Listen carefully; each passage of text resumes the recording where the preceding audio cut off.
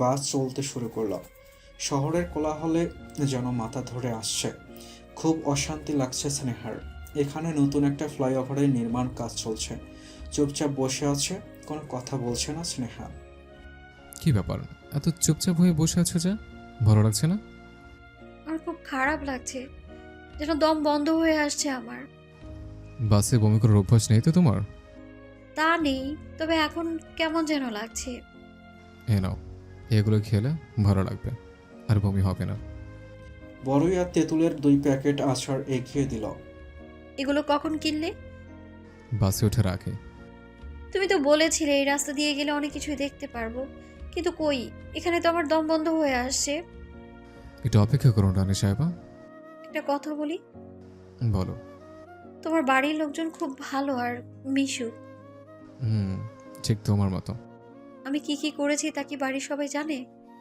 না, মা এসব জানলে খুব কষ্ট পাবে। আমি চাই না মা কষ্ট পাক। আর হয়তো তোমার সাথেও খুব খারাপ ব্যবহার করবে।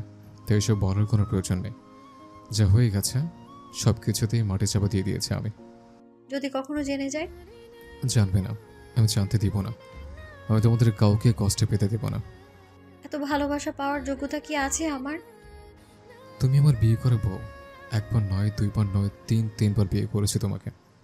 তোমাকে ভালোবাসবো না তো কাকে ভালোবাসবো শুনে? তোমার প্রতি যেমন রাগ আছে, অভিমান, অভিযোগ আছে, তেমনি ভালোবাসাও আছে।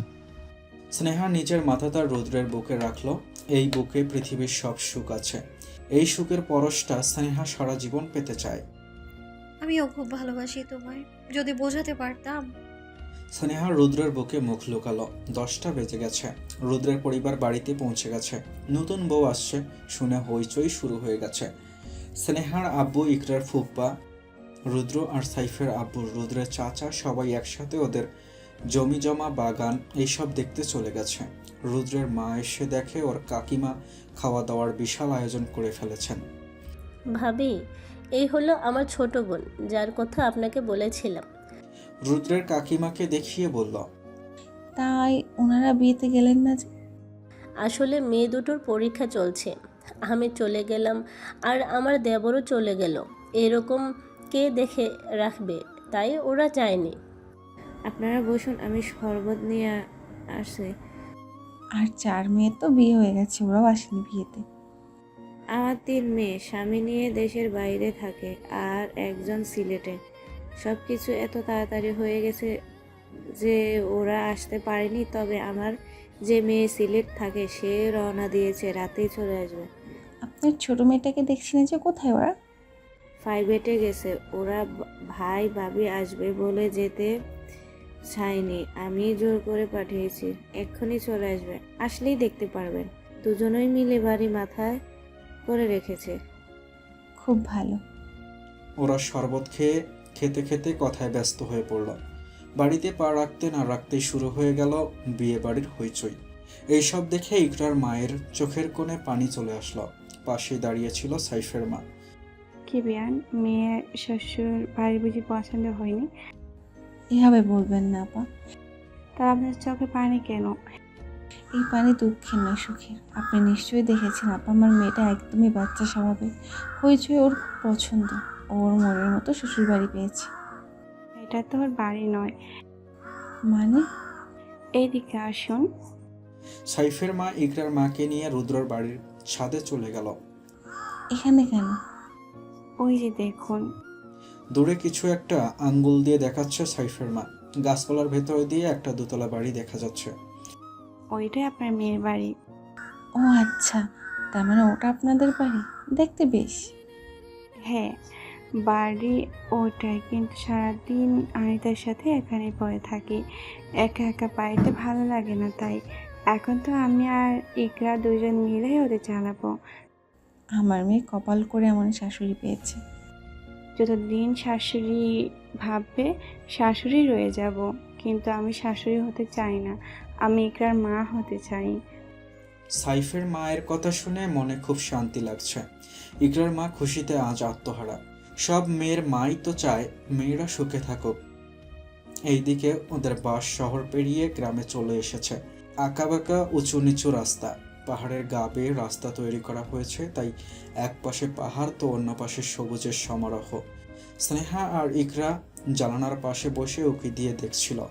রোদের আলো ঘাসে পড়ায় ঘাসগুলো সোনালি রং ধারণ করেছে। ঠান্ডা হাওয়া বইছে। শহরের মতো কোনো কোলাহল নেই এখানে, আছে পাখিদের গুনগুন আওয়াজ। এই মুহূর্তটা মনকে নাচিয়ে দিচ্ছে ওদের। ইকরা অনেকক্ষণ ধরে মন দিয়ে দেখছে। এদিকে একটু ঘুরবে? কি হয়েছে? প্রকৃতি দেখলেই চলবে, আমাকে একটু দেখো। তুমি তো প্রকৃতির মতো এতটা সুন্দর না। কি বললে তুমি? কিছু না। আচ্ছা সাইব, একটা কথা বলি। হুম। আহা, রাগ করছো কেন? মানুষ সৃষ্টির সেরা জীব, আমি বললেই কি তুমি কুৎসিত হয়ে যাবে নাকি? আল্লাহ নিজের হাতে তোমাকে সৃষ্টি করেছে, তার সৃষ্টিকে আমি অপমান করতে পারি না। তাহলে এভাবে বললে কেন? এটার জন্য দুঃখিত। এভাবে বলা আমার উচিত হয়নি। দয়া করে তুমি রাগ করো না প্লিজ। হুম, এত সহজে রাগা যাবে না। তাহলে কি করতে হবে আমাকে? চুমু দিতে হবে। ইশারা করে ঠোঁট দেখিয়ে দিল। এখানে আমি তুমি ছাড়াও অনেক লোকজন আছে, দেখতে পাচ্ছ না? তারা তাদের মতো ব্যস্ত, আর আমরা আমাদের মতো। দাও না। একটু ধৈর্য ধরো, সব হবে। ইকরা সাইফকে একদম কাছে চলে আসলো। লাল শাড়িতে ওকে একদম পুতুলের মতো লাগছিল। ইকরা কিছুক্ষণ সাইফের দিকে তাকিয়ে আবারও বাইরে তাকালো।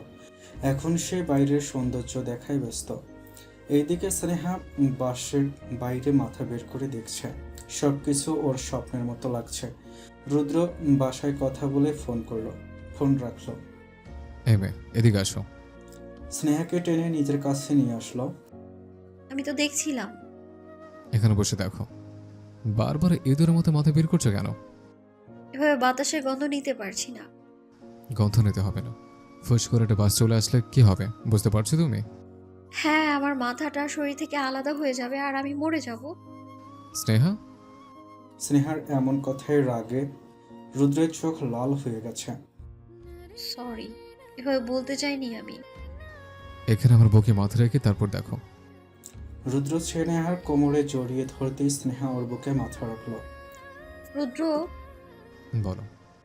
এই জায়গাগুলো কত সুন্দর, চারপাশের সৌন্দর্যে আমি মাতাল হয়ে যাচ্ছি। আচ্ছা, এত সুন্দর জায়গা ফাঁকা রেখে সবাই কেন ওই কোলাহল ঘেরা শহরে পড়ে থাকে? আমার তো এখানেই থেকে যেতে ইচ্ছে করছে। প্রকৃতিকে ভালোবাসে না এমন মানুষ খুব কমই পাওয়া যায়, কিন্তু সবাই প্রকৃতির সাথে মানিয়ে নিতে পারে না। শহরের মতো সুবিধা তো এখানে পাওয়া যাবে না কলেজে। এখানে রোজগার করার মতো তেমন কোনো ব্যবস্থা নেই। শহরে কত গার্মেন্টস কলকারখানা আছে। বলা যায় শহরে মানুষ যায় রোজগার করার জন্য, পরিবারকে দুবেলা দুমুঠো খাবার দেওয়ার জন্য। হাজারো মানুষ শহরের আনাচে কানাচে ঘোরাফেরা করে কাজের জন্য। তাদের কষ্ট আর্তনাদ শুনবার কেউ নেই, তাই হয়তো শহরে এত কোলাহল যেন কেউ কার আর্তনাদ শুনতে না পারে। তাহলে এখানকার মানুষ কি কোনো কাজ করে না? কিভাবে থাকে ওরা? কৃষিকাজ করে, আর কারো কারো পরিবার একজন দূরে কোনো শহরে থাকে, কাজ করে টাকা পাঠায়। ওদের খুব কষ্ট, তাই না? তাদের কষ্ট হয় না, এইসব ওরা নিজেদের মানিয়ে নিয়েছে। হুম। রুদ্র স্নেহাকে অনেক কিছু বোঝাচ্ছে, আর স্নেহা তা মন দিয়ে শুনছে। দুপুর 1টা বাজে। বাস এসে থামলো একটা বাস স্ট্যান্ডে। নেমে পড়ো, এসে গেছি আমরা। ওহ, বাঁচলাম। চলো তাহলে বাসায় যাই। আরে বাসায় আসিনি, বাস স্ট্যান্ডে এসেছি। দূর। 4 জন নেমে গেল বাস থেকে। এখানে সমান কোনো রাস্তাই নেই, সবই উঁচু নিচু। আর কত দূর? খুব টায়ার্ড লাগছে। আর 3 ঘন্টা রাস্তা বাকি আছে। আল্লাহ, মরে গেলাম। এখান থেকে লঞ্চে করে চলে যাবো আমরা। এখন চলো, দুপুরে খাবার খেয়ে আসি। ওরা গিয়ে একটা ছোট্ট রেস্টুরেন্টে বসলো। কে কি খাবে বলে ফেলো।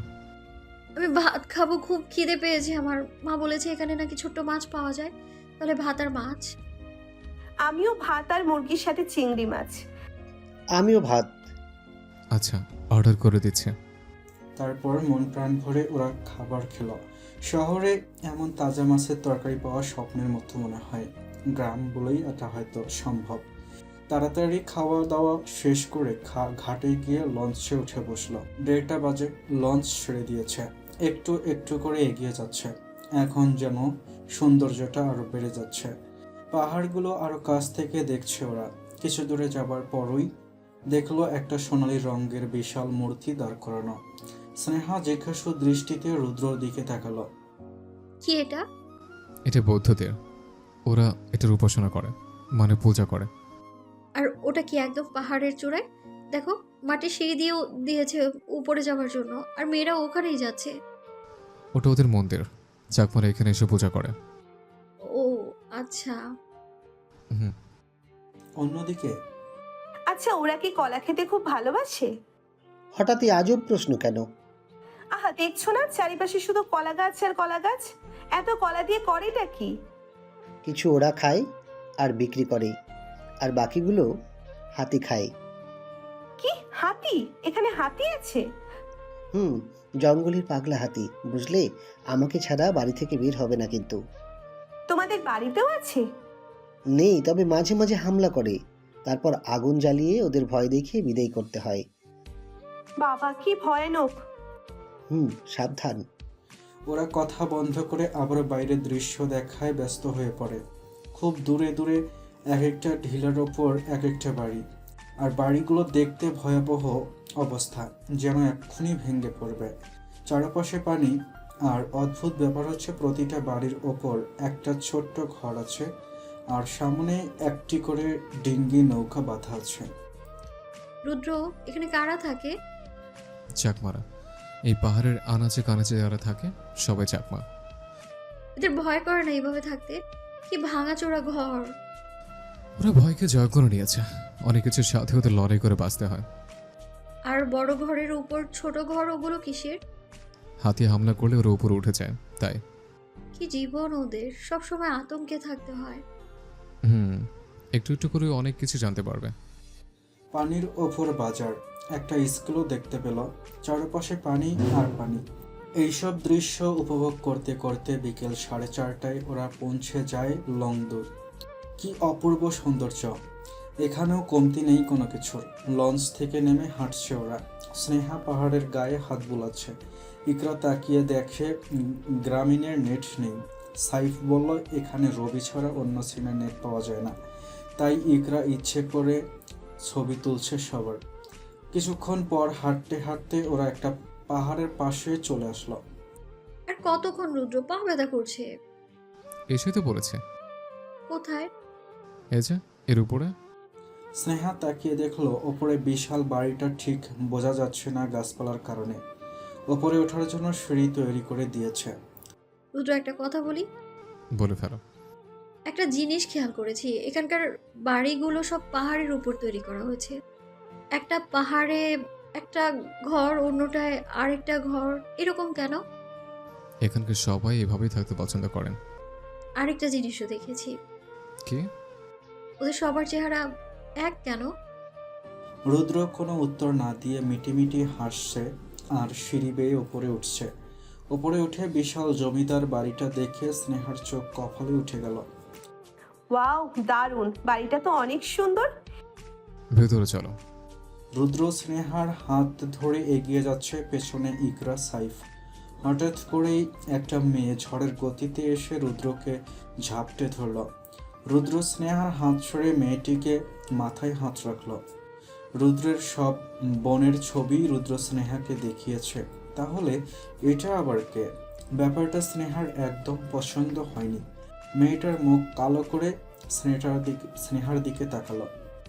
কিছু না বলে একটা ভেংচি কেটে রুদ্রর হাত ধরে টেনে নিয়ে যাচ্ছে ওকে। স্নেহা এখনো দাঁড়িয়ে আছে। মেয়েটি এভাবে রুদ্রকে ঝাপটে ধরাতে স্নেহার খুব খারাপ লাগলো। রুদ্র পেছন তাকিয়ে স্নেহাকে আসতে বলল। স্নেহা ওদের পেছন পেছন যাচ্ছে। বাসার ভেতর গিয়ে ইকরার মা আর ফুপ্পিকে দেখে অবাক হয় ওরা। ইকরা দৌড়ে গিয়ে জাপটে ধরলো ওর মাকে। স্নেহা ও বাবাকে দেখে ঠিক থাকতে পারলো না, জড়িয়ে ধরে কান্না করে দিল। তোমরা আসছো, আমাদের তো বলো নাই। জানো কত মন খারাপ ছিল আমার। এইসব তো শাশুড়ির কাণ্ড, তোদের বলতে নিষেধ করে দিয়েছে। কি সারপ্রাইজ পছন্দ হয়নি? খুব পছন্দ হয়েছে মা, আমি খুব খুব খুব খুশি হয়েছি। তাহলে কাছে আয়। স্নেহা শাশুড়ির কাছে গিয়ে ওনাকে জড়িয়ে ধরলো। তারপর ওরা চারজন মিলে সবাইকে সালাম করলো, সাথে বেশ সালামিও পেল। রুদ্রের মা সবার সাথে পরিচয় করিয়ে দিচ্ছে। স্নেহা আর ইকরা শাড়ি খুলে 3 পিস পরে নিল। তারপর সন্ধ্যায় সবাই মিলে একসাথে নাস্তা করছে। স্নেহা আর ইকরা একটা রুমে বসে আছে। রুদ্রের 2 বোন এসে ভাবিদের সাথে গল্প জুড়ে দিল। জানো ভাবি, তোমাকে আমাদের খুবই পছন্দ হয়েছে। আমি আর শিউলি সবসময় এমনই ভাবি চাইতাম। আমাকে বুঝি পছন্দ হয়নি? তোমাকে তো আরো বেশি পছন্দ হয়েছে। তোমরা দুজনেই ঠিক আমাদের মতো। বাইরে এত হইচই হচ্ছে কেন? ছাদে চলো, খুব মজা হবে। না থাক, যদি কেউ কিছু বলে। আরে কেউ কিছু বলবে না, এখানে আমাদের মতোই চলাফেরা করতে পারবে তোমরা। এই স্নেহা, চল গিয়ে দেখি বাইরে কি হচ্ছে। আচ্ছা চলো। ড্রয়িং রুমে বসে আছে রুদ্র, সাইফ, রুদ্রের মা, কাকিমা, সাইফের মা, ইকরার মা। ওরা বসে বসে আলোচনা করছে কালকে কিভাবে কি করবে তা। দুজনের বৌভাতের অনুষ্ঠান একসাথেই করা হবে। বাড়ির পাশের বড় মাঠে আয়োজন করা হবে। অলরেডি বাড়ি সাজানোর কাজ শুরু হয়ে গেছে। সবাইকে দাওয়াত দেওয়া শেষ, কিছু বাকি আছে। এই দায়িত্বটা রুদ্র নিজে নিয়েছে। কালকে দুপুরবেলা সবার দাওয়াত। শহর হলে রাতেই করা হতো, কিন্তু গ্রাম বলে দুপুরেই সব করা হবে। এখানকার লোকজন সন্ধ্যার পর বেশি একটা বের হয় না। স্নেহা, ইকরা, রত্না আর শিউলি 4 জন ছাদে চলে গেল। ছাদে কিছু লোক মরিচবাতি আর ফুল লাগাতে ব্যস্ত। ওরা ছাদের এক কোণে এসে নিচের দিকে তাকালো। বাড়ির সামনে অনেক লোকজন, সবাই কাজে ব্যস্ত। এত তাড়াতাড়ি এত কিছু হয়ে গেছে দেখে স্নেহা খুব অবাক হলো। বিকেলে এসেও এত লোকজন দেখিনি। আস্তে আস্তে করে লোকজন বাড়ছে। কত তাড়াতাড়ি হয়ে যাচ্ছে সবটা। হবেই তো, চেয়ারম্যান বাড়ি বলে কথা। ঠিক আছে। ওরা আবারও নিচে উকি দিল। নিচে বিশাল বিশাল 2টো গরু, একটা মহিষ, 2টো খাসি আর খাঁচার ভেতর অনেক মুরগি, খুবই তাজা তাজা। এখানে ওদের বেঁধে বড় করতে হয় না, খোলামেলা ছেড়ে দেয়। ঠিক বলছো। আচ্ছা শিউলি, তোমাদের এখানকার গরু, মহিষ, ছাগল, মুরগি এত তাজা তাজা কেন? শহরের গুলো কেমন যেন মরাটে। ভাবি, ওখানকার পরিবেশ আর এখানকার পরিবেশ অনেক আলাদা। বুঝেছি। এগুলো এখানে লাইন ধরে দাঁড় করিয়েছে কেন? এখন এখানে গুলো জবাই করা হবে, সারা রাত বাড়িতে এসব কাটাকাটি হবে। এত কিছু? মানুষ তো তেমন আসবে ভাবি যান। সারা গ্রামের লোকজন, আত্মীয় স্বজন সবাই আসবে।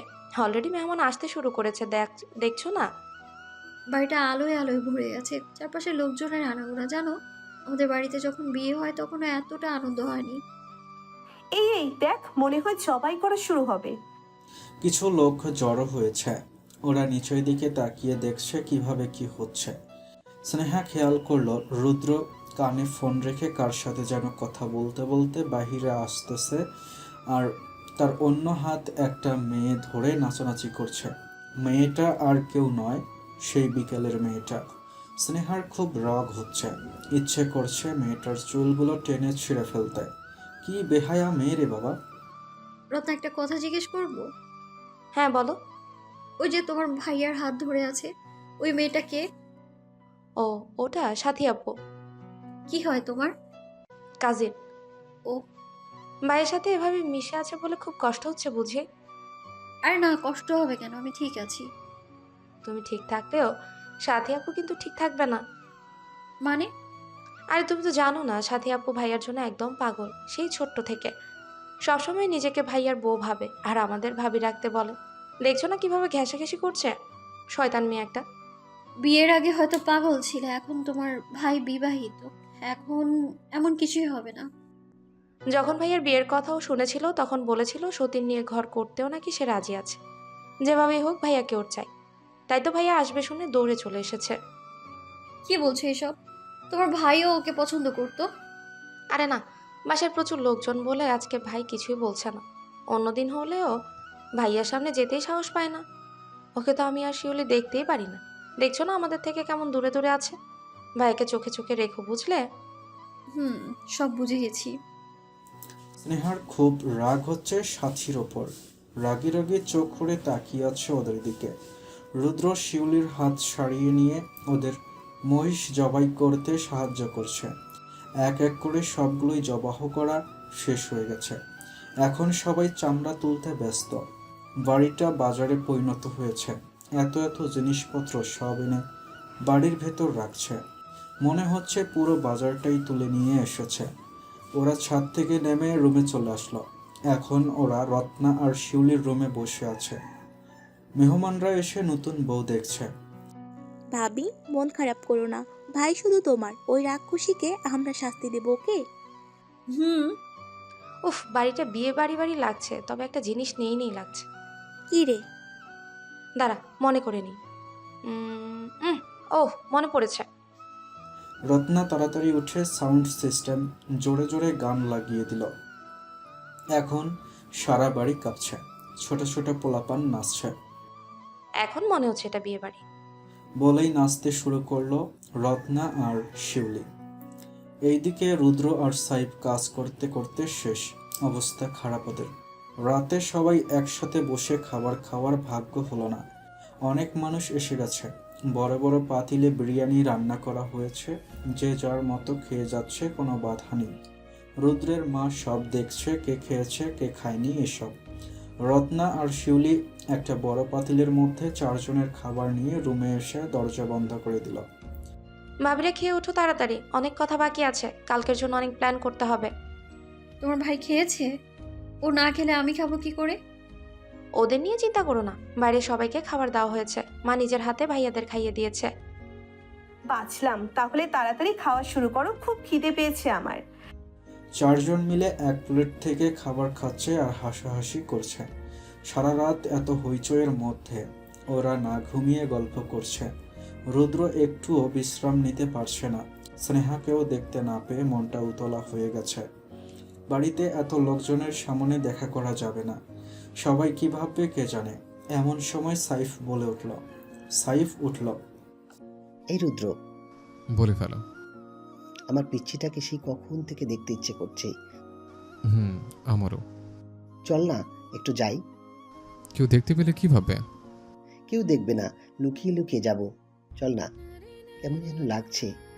আচ্ছা, তুই যা, আমি আসছি। কি রে, কোথায় যাচ্ছিস? একটু হিসু করে আসছি। একটু না, পুরোটাই করে আয়, যা। সাইফ লজ্জায় মাথা নিচু করে চলে গেল। তারপর রুদ্র উঠতে গেল। তোর আবার কি হলো? বাবা, আমারও হিসু। আচ্ছা, যা। সাইফ সন্ধ্যায় ইকরাকে রত্নাদের সাথে দেখেছে, তাই ওদের রুমে গিয়ে টোকা দিল। কে বাইরে? আরে আমি, এ আমিটা কে? তোদের সাপু ভাই। এখানে আপনার কি চাই? আমার বউটাকে চাই কিছুক্ষণের জন্য। দিব না। প্লিজ সুইটহার্ট বোনেরা, আমার এমন করিস না। আচ্ছা, ভাবিকে দিলে তোমাদের লাভ কি? যা চাস পাবি। এখন খোল দরজাটা। যা চাই পাবো তো? হ্যাঁ পাবি। টাকা চাই 10,000। আচ্ছা, কালকে পাবি। কালকে না, এখন চাই। এখন নাই, বিশ্বাস কর, কালকে দেব, প্রমিস। সত্যি তো? কখন দিবে? বিকেলে। নিয়ে যাও তাহলে, কিন্তু বেশিক্ষণ ধরে রাখতে পারবে না। আচ্ছা আচ্ছা। সবাই হাসতেছে রুমের ভেতরে বসে বসে। সাইফ ইকরাকে নিয়ে লুকিয়ে লুকিয়ে বেরিয়ে গেল। যাবার আগে সাইফ স্নেহাকে বলল রুদ্র আসছে। স্নেহা খুব খুশি হলো, তাই আগেই রুম থেকে বেরিয়ে একটু সামনে আসলো। সামনে এসে অনেক বড় একটা ধাক্কা খেলো। সামনে রুদ্র দাঁড়িয়ে আছে আর সাথে পাশি। সাথী ওর ওড়না দিয়ে রুদ্র শরীরের ঘাম মুছে দিচ্ছে আর হাসতে হাসতে বারবার রুদ্রর গায়ে ঢলে পড়ছে। ওদের এই অবস্থা দেখে স্নেহা ঠিক থাকতে পারল না, দৌড়ে রুমে চলে গেল।